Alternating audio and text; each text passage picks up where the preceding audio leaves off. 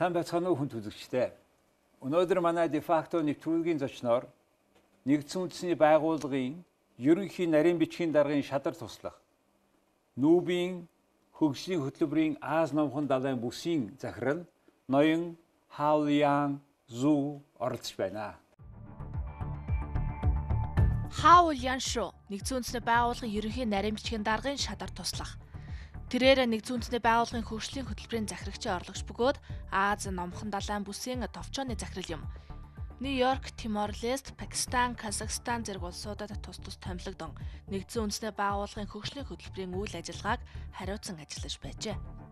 Ноён Шу нь Америк нэгдсэн улсын Стевний технологийн их сургуулийн менежментийн шинжилгээ ухааны магистр, Колумбийн их сургуулийн олон улсын харилцааны магистр зэргийн цолтой.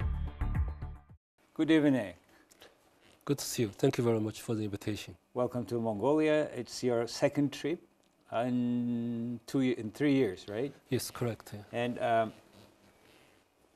let's start with very interesting your career change. You are from the Tongji University in China. You were a professor there, and by profession, by your diploma, you are construction civil engineer.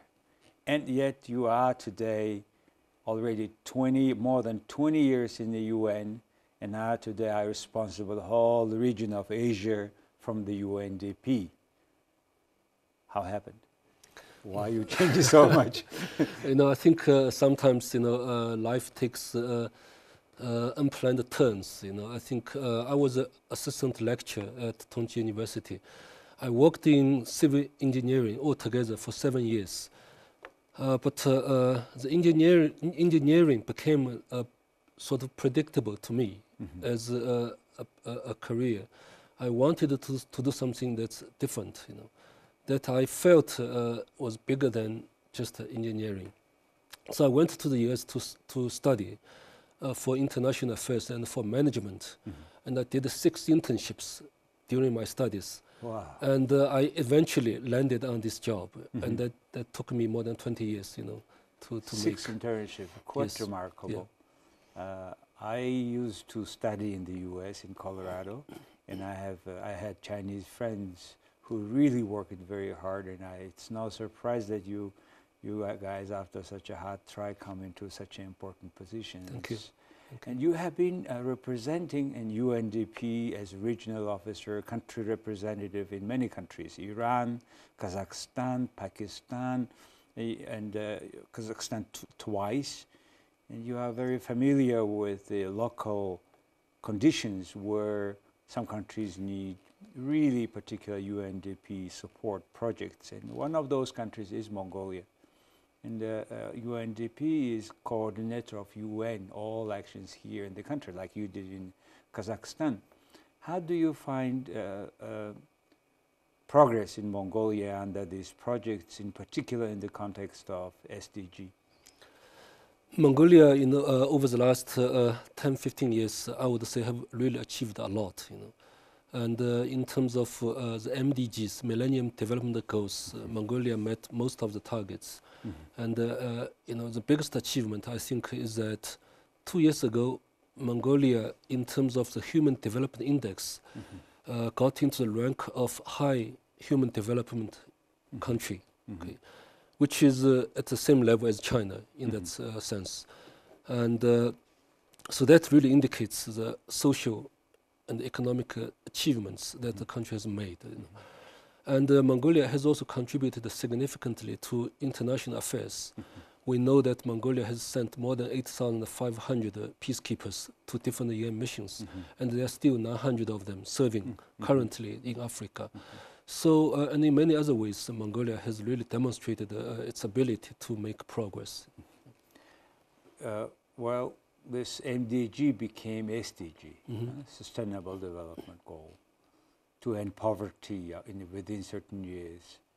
And Mongolia, just now UNDP had completed country strategy, and you have now approved new country strategy. What makes different that new strategy compared with the old one? First of all, the SDG agenda, Sustainable Development Goal, Sustainable Development Agenda 2030 is very different from the MDG agenda. And the SDG agenda is a universal agenda. It applies to all countries in the world, not just the developing countries. It is very ambitious. It covers 17 goals, 169 sub-goals, wide-ranging issues. And it is a transformative agenda because, as you said, it seeks to end the poverty. Right? Mongolia has lifted more than 500,000 people out of poverty during the MDG period. Now you need to end all poverty, right, in Mongolia. So it is a truly transformative agenda. And it also tries to provide a secure future for our future generations, right, to leave a planet, right, that is suitable for them to prosper as well. Right. Let's take Mongolia. Now, under your classification, World Bank classification, per capita, $2 a day income, we have a 20% about of the country under that level. That means from now, say 13 years from now, by 2030, we have to end that poverty, which sounds fantastic. But how, I mean, you are partner with the Mongolian government. How do you see the way Mongolia can deal with that? I think the history shows, in my view, that you can do it. Because during MDG period, right, from 2000 to 2015, you reduce the poverty, average poverty, from 40% to about 20%. Right, you can say that that reduction was easier than the last mile normally. Yeah, right? Now we have about a little bit more people, now 600,000 people. And you have more challenge because you also have regional disparities to deal with. Right, but one of the SDG goal, SDG 10, is to actually significantly reduce inequality. Right, so the task will be more difficult. But I think with the kind of human resources and natural resource endowment Mongolia has, I think you can do it, right? You already now developed this Sustainable Development Vision 2030, right? So UN worked with the government to make sure that the SD Sustainable Development Vision is aligned with the SDGs. So if we take a medium to long-term view, invest consistently in social sectors as well as in environmental preservation, conservation, as well as working with the private sector to stimulate economic development, I think the goal can be achieved. Interesting. You have mentioned about disparity, inequality in this country. And I think the same also growing in China as well. Correct. With current more economic growth, the distribution of income is not coming equal, of course. I mean, it should not be equal, of course. But however, it should not be that desperate for many people living in the lower bracket of income. But however, looks like it is new task kind of, because it was before socialist country like China it was. But today, with this, when we face this sort of huge inequality, what is the best way to deal with that? Because either tax them, who has more income, or to grow businesses in a way that these people are coming up. What is the strategy? Theoretically, we say that economic growth should be inclusive. Inclusive. Right? That is, that it's not just for the benefit of a few, but to make sure that the society at large, benefits. And you can do this through a number of means. As you said, the taxation, progressive taxation is one way of doing it, right? In this IMF deal that has been just agreed, Mongolia is now adopting a progressive tax system. But this requires the society to have a discussion, in my view, right? Yep. Because that means the richer and the well-to-do sectors of society need to agree that this is what they are doing to contribute to the country's equitable and inclusive development. Right? So I think this is important, that the whole citizenry needs to know that it takes the whole society to contribute to a society that is stable, peaceful, harmonious. Right? That's a common vision that everybody wants. So it's not just a decision that government makes. I think it is important that every citizen is aware of this policy and supports this. Understand. The people now deeper and deeper here in Mongolia understand that we should try all our best for going out from this economic repression, the recessions now. But now here in the country we talk about poverty and economic recessions, all this coming from not necessarily from the economy itself. It is coming from bad management, not good public governance, where we see corruption, plundering of public wealth, and people come, in particular in Mongolia, for 4 years only to power, and they misuse funds. So basically, we talk about better public governance. If there is anything that you do in that direction, as UN or as UNDP? Sure. I think both UN and the UNDP included pays a lot of attention to the agenda of good governance. In fact, SDG 16 talks specifically about governance issues, that is to build an inclusive and peaceful society through a number of things that you mentioned, responsible government and transparency and so forth. And if you look at the numbers, okay, Mongolia's ranking in the Transparency International Transparency Index, has improved over the years, right? That means a lot of things have improved. And the World Bank's recent report on public financial management also endorsed a lot of progress that Mongolia has made. Mongolia, as you know, in December also passed anti-corruption law, which is very significant because it takes many other countries a lot longer to adopt a national law. So there are a lot of positive developments. But there are still challenges, as in many other countries. And that will require the national players to be committed to address this issue. We are always ready to assist. Yeah. So you are working with the government, and you bring a lot of technical and professional expertise to Mongolia. And meanwhile, by the way, Mongolian technical and professional expertise keep growing because of that.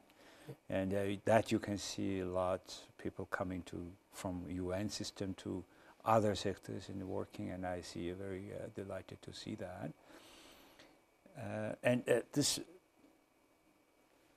This sustainable development goal is to be achieved by all the stakeholders. How do you see the role of civic society in that achievement? I think civil society can play a very constructive role, in helping the country, to achieve these goals. In that, for example, to achieve these goals, you need really intermediate targets. Right? You need to monitor the achievements of the intermediate targets so that you know we are in the right direction, moving in the right direction. Government will have its own systems, right, of monitoring its development plan and budget implementation, right, which is a major issue now in the IMF, discussion. And the parliament, also can play a significant role in monitoring the implementation of development plan and budgets. But the citizenry, including civil society organizations, can also hold the government accountable, right, through, public discussions, social media discussions, and so forth. So I think it is really important that government talks to the people, right? The parliamentarians talk to their constituencies, so that everybody works together constructively, right? And in terms of the vision, I think it's very important, in my view, to recognize that sustainable development is not just about income, right? There are lessons learned, from many societies that blind pursuit of income alone will not result in a peaceful and inclusive society, right? And the SDG agenda, a very important principle is to leave no one behind, right? That means we really have to help the most vulnerable sectors of society, right? Not to be left behind.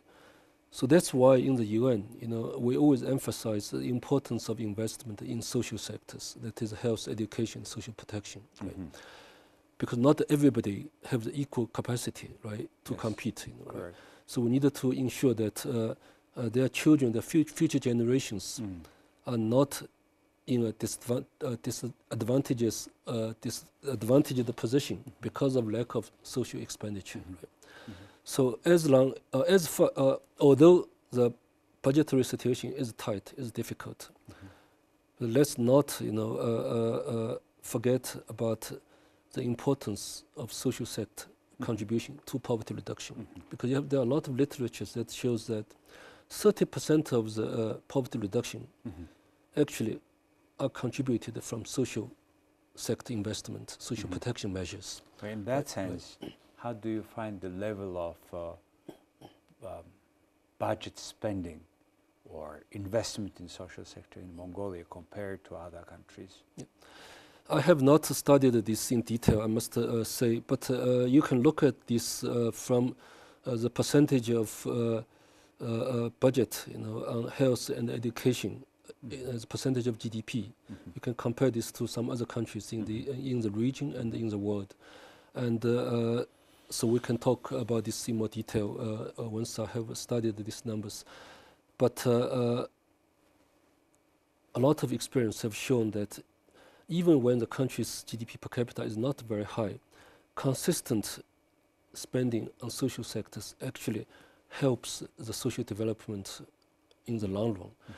Mongolia actually is an example. It's a good example itself, right? Because most of your human development achievement comes from improvement in education and health sector, in fact, right? So it's really important. We talk about the certain money coming from inside of the country, as much as we can spend for our children, for our social wellness, etc. And yet also your structure, UN and UNDP is coordinating all UN structure in Mongolia. About how much approximately you spend Mongolia fund a year? UN since early 1960s, I think so far has spent about $420 million of grant assistance, support, technical support to Mongolia. But I must say that UN, should not be seen as a source of funding for Mongolia, because the UN budget every year compared to national budget is very, very small.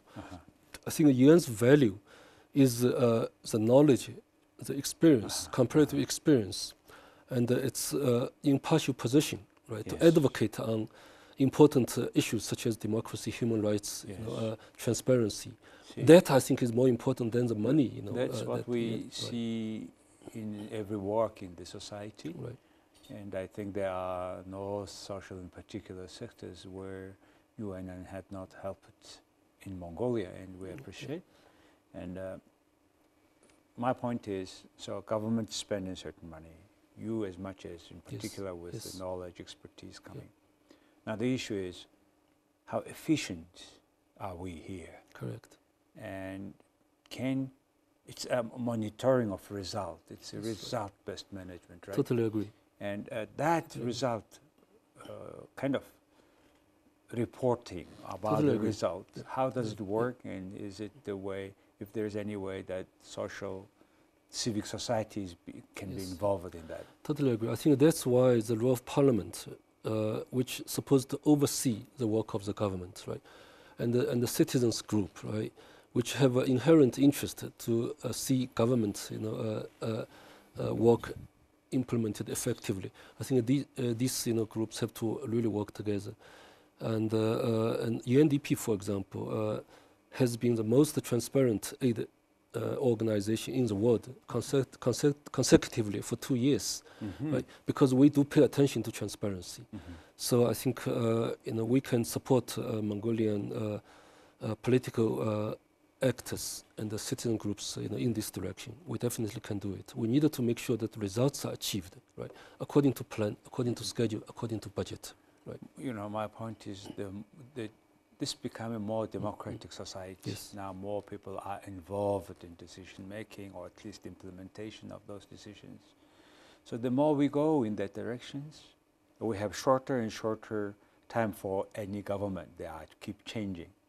So then the civic society needs more capacity, knowledge to monitor general efficiency of the public governance? Yeah, I think the need for transparency should not come from civil society, in my view. Right, the government should have inherent interest, right, to demonstrate that they are transparent. They are here to serve people, right? Well, until we control them, apparently they say that, but actually, indeed, in reality, it goes in a lot way more a very demonstrative way, not in a deep way. Okay, I'm sure the government has an interest to demonstrate to the people, to their electorate, that they are responsive to their needs. You know, I think one thing that I want to mention is that I think in pursuing Mongolia's development, it's really important to look at the lessons from many other countries, especially in terms of environmental protection, for example, because Mongolia has a very strong mining sector, right? Contributed to, I don't know, is it 50% of GDP? Mining is 20% of GDP, but 80% of our export earnings. Export anyway. Yes. So, you know, we cannot develop the mining sector at the cost of environmental degradation. Right? Which is a part of this SDG. Exactly, it's really important. Right? We have to preserve our planet. There's so many experiences from many countries that they develop first, clean up late.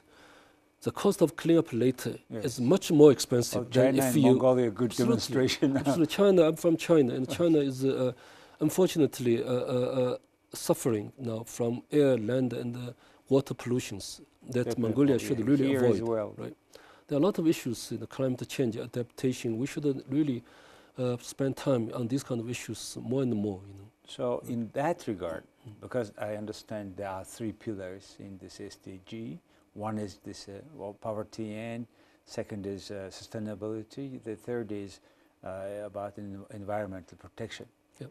And when we talk about Mongolia, now it's also again fair sharing of this wealth with the local community as well, yet to protect the environment in a way that they can continue their animal husbandry work. Yes. And it's becoming apparently not that easy. It is not easy. SDGs have a few goals. You mentioned poverty, people, right? It's about people's welfare, right? Poverty, inequality, and so forth, right? It is about prosperity, obviously, right? Because you have to have economic growth. Without growth, you cannot really achieve the goal of poverty reduction. Yes. That's why economic growth has to be a primary focus, right? Yes. But about people, then the growth has to be inclusive, right? The people comes in, right? Yes. And you also have planet to preserve, right? Yes. So you have biodiversity. The rich biodiversity of Mongolia must be preserved, right? The impact of climate change must be taken into account. You know, the herders' livelihoods has to be taken into account, right? And also you have partnership aspects, right? Because for SDGs, the financing needs are enormous, and the government budget can only provide on average 30% of the needs. So 70% has to come from private sector inputs. Right? So private sector, public sector, and citizens have to work together in partnerships to achieve these goals. And there is a particular benchmark, right, to achieve from year to year in the environmental protection. Depending on... Mongolia has done this program already, and you have now this country strategy. Yes, there's, for example, Mongolia is the early signatory to the Paris Agreement. Yes. Right? So in that agreement, Mongolia committed to reduce greenhouse gas emissions by 14% by 2030 compared to the baseline. And to also increase renewable energy, to 30% of its, power supply. Yes. So there's an ambitious goal, but you needed to, goal. You needed to have, of course, step by step, interim targets. And but that can be done. I think this can be achieved. Mongolia, in terms of total emission, is not significant because of the relatively small economy. But your energy intensity is very high. Very much. So that's not good for you, right? And so Mongolia should have an inherent, in its own interest, right, to reduce, energy intensity. because it is saves energy, saves a lot of things, and that has impact on air pollution, right? So a lot of issues. City, one of the worst now polluted city. Right. Now because temperatures become a little bit easier, now air is becoming a little bit cleaner. Right. Otherwise, you said about the energy consumption. Right. We burn raw coal. And terrible. Which is not the future, right? We have to find a way to deal with it. Half of this Ulaanbaatar city is living in Steelgate district. I burning realize, the coal. Right. Now, I realize that the government now is now developing new national plan to address this issue. And we have to learn lessons from the past, right? Why the past plan didn't work, and really now try to make some progress. And we are ready to support. I think the key in my view is to involve all stakeholders involved, right? Because I understand that there's also a divide even in Ulaanbaatar city, right, between people in district and other parts of the city. There are issues, but we have to involve everybody in this process. I think the key lessons, as I see from many issues, not only in Mongolia but in other countries, is that citizens demand their rights. Obviously, right? They want better life. They want government to provide the support, solutions, and so forth. But I think we should also ask ourselves as citizens, what are our obligations? What are our contributions to solve some of the problems, right? So what is the plan as UNDP regional director for the region?